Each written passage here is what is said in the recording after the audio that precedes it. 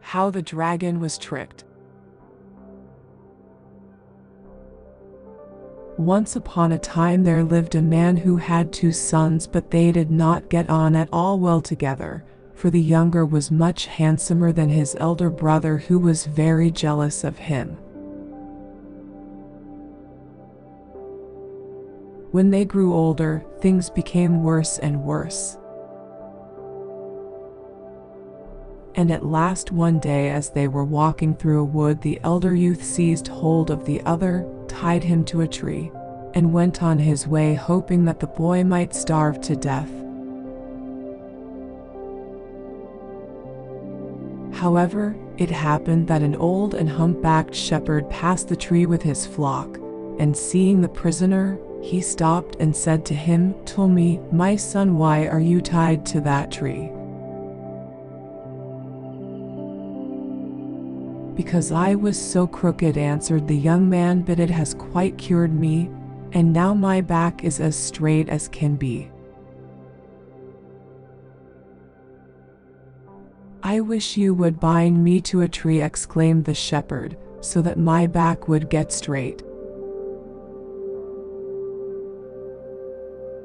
"With all the pleasure in life," replied the youth.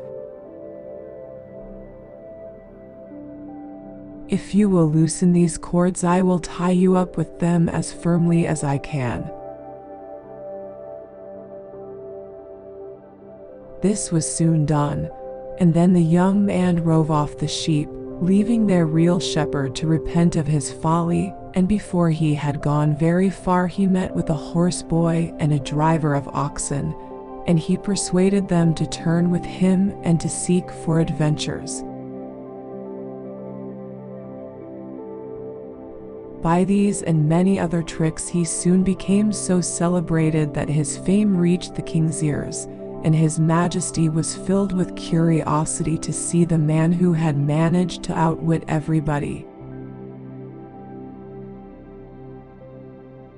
So he commanded his guards to capture the young man and bring him before him. And when the young man stood before the king spoke to him and said, "Be why your tricks and the pranks that you have played on other people, you have, in the eye of the law, forfeited your life. But on one condition I will spare you, and that is, if you will bring me the flying horse that belongs to the great dragon. Fail in this, and you shall be hewn in 1,000 pieces. If that is all," said the youth, "you shall soon have it." So he went out and made his way straight to the stable where the flying horse was tethered. He stretched his hand cautiously out to seize the bridle, when the horse suddenly began to neigh as loud as he could. Now the room in which the dragon slept was just above the stable, and at the sound of the neighing he woke and cried to the horse, "What is the matter, my treasure? Is anything hurting you?" After waiting a little while, the young man tried again to loose the horse, but a second time it neighed so loudly that the dragon woke up in a hurry and called out to know why the horse was making such a noise. But when the same thing happened the third time, the dragon lost his temper and went down into the stable and took a whip and gave the horse a good beating. This offended the horse and made him angry, and when the young man stretched out his hand to untie his head, he made no further fuss, but suffered himself to be led quietly away.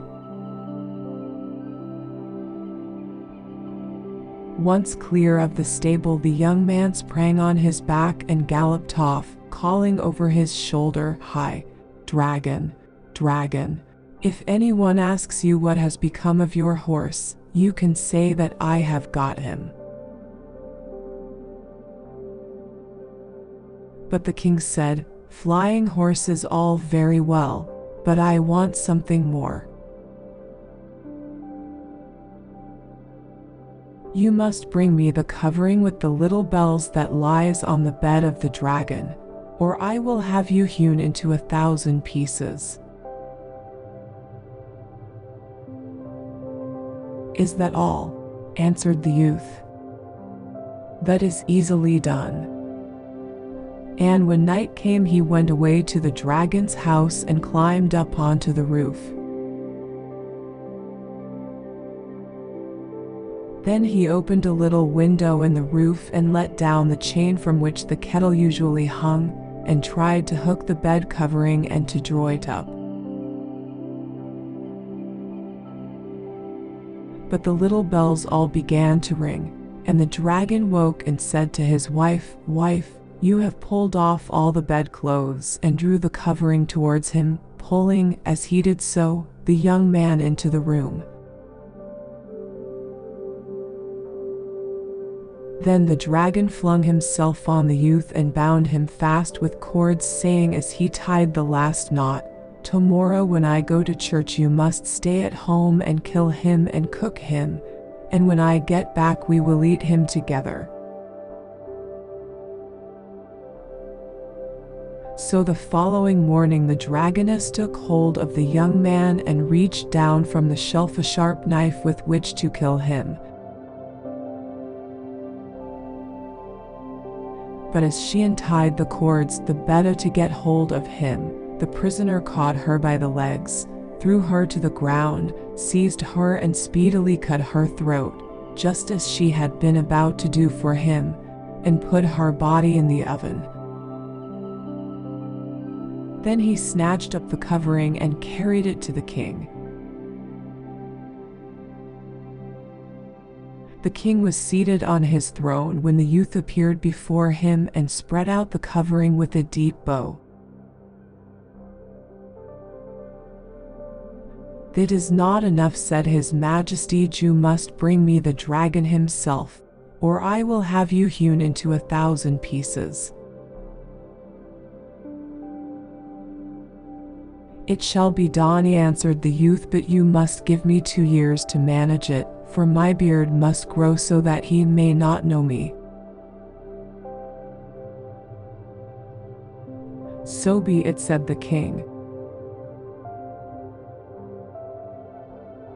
And the first thing the young man did when his beard was grown was to take the road to the dragon's house, and on the way he met a beggar, whom he persuaded to change clothes with him, and in the beggar's garments he went fearlessly forth to the dragon. He found his enemy before his house, very busy making a box, and addressed him politely, "Good morning, your worship. Have you a morsel of bread?" "You must wait," replied the dragon, "till I have finished my box, and then I will see if I can find one." "What will you do with the box when it is made?" inquired the beggar. "It is for the young man who killed my wife and stole my flying horse and my bed covering," said the dragon. "Deserves nothing better," answered the beggar, "for it was an ill deed. Still, that box is too small for him, for he is a big manual." "You are wrong," said the dragon. "The box is large enough even for me." "Well, the rogue is nearly as tall as you," replied the beggar, "and, of course, if you can get in, he can. But I am sure you would find it a tight fit." "No, there is plenty of room," said the dragon, tucking himself carefully inside. But no sooner was he well in, than the young man clapped on the lid and called out, "Now press hard, just to see if he will be able to get out. The dragon pressed as hard as he could, but the lid never moved. "It is all right," he cried, "now you can open it." But instead of opening it, the young man drove in long nails to make it tighter still. Then he took the box on his back and brought it to the king. And when the king heard that the dragon was inside, he was so excited that he would not wait one moment, but broke the lock and lifted the lid just a little way to make sure he was really there. He was very careful not to leave enough space for the dragon to jump out, but unluckily there was just room for his great mouth, and with one snap the king vanished down his wide red jaws. Then the young man married the king's daughter and ruled over the land, but what he did with the dragon nobody knows.